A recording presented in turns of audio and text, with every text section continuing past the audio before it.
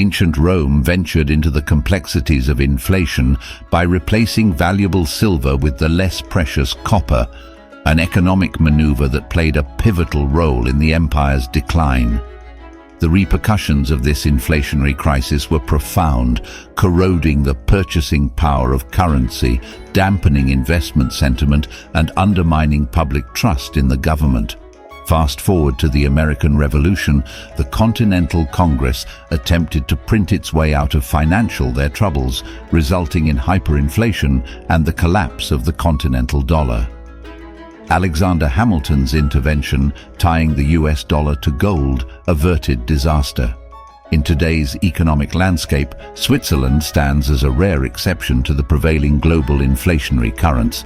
This resilience is attributed to Switzerland's strategic measures, including the backing of the Swiss franc with robust gold reserves and bonds. Furthermore, the country has judiciously imposed tariffs on select products, a strategic move aimed at safeguarding specific industries within its borders. Not all stories have such favorable outcomes. The Weimar Republic's rampant money printing in the 1920s led to hyperinflation, economic collapse, and many would say the rise of Hitler. Argentina's prosperous past was marred by wild money printing in the 1950s, while Zimbabwe's hyperinflation left it with a notorious $100 trillion bill. Throughout history, inflation emerges as a common thread in societal collapses. So what exactly is inflation? In economics, inflation manifests in two distinct forms, non-monetary and monetary. A recent example of non-monetary inflation in the United States involves the trade tensions and changing dynamics with China. In the past, the US soybean market heavily relied on exports to China. However, due to trade disputes and shifts in trade policies, China reduced its soybean imports from the US. This led to an oversupply of soybeans within the domestic market, causing prices to decline for American soybean farmers. On the flip side, monetary inflation is an entirely different beast. It's the unsettling distortion of prices that occurs when the value of money diminishes. Think about when your weekly grocery bill, once a steady $100, suddenly balloons to $200. The culprit? The erosion of your money's value. It's not that the food has magically become more precious, it's your money that has lost its luster. Returning to our soybean example, the recent depreciation of the US dollar has played a pivotal role, rendering soybeans more enticing to international buyers. The weakened dollar makes soybeans more affordable for foreign purchasers, contributing to a notable price surge from around $850 in 2018 to approximately $1,200 in today's dollars. While the increased price might seem steep, it paradoxically broadens access for more countries to afford this essential product for both human consumption and livestock feed. Despite the higher nominal price, the real value of soybeans, when accounting for the currency depreciation, is comparatively diminished. Undoubtedly, the essence of products remains unaltered. Instead, it's the diminishing value of the dollar that looms over their pricing.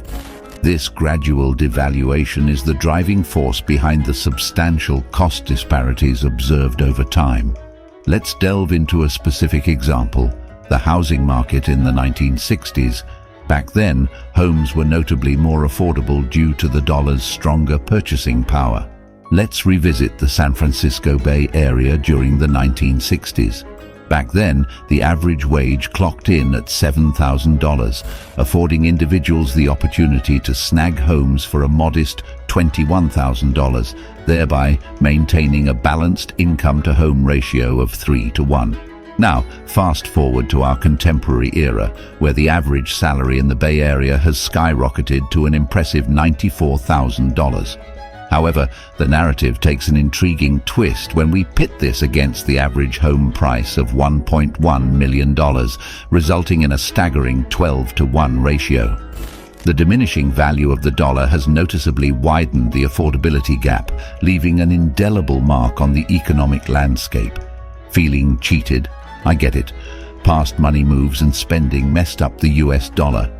Some folks put the blame on Richard Nixon, the 37th president, for taking the US off the gold standard. But it's not just Nixon's fault. US administrations regularly spend beyond their means, causing budget deficits. Instead of owning up to it, they tend to blame the other party.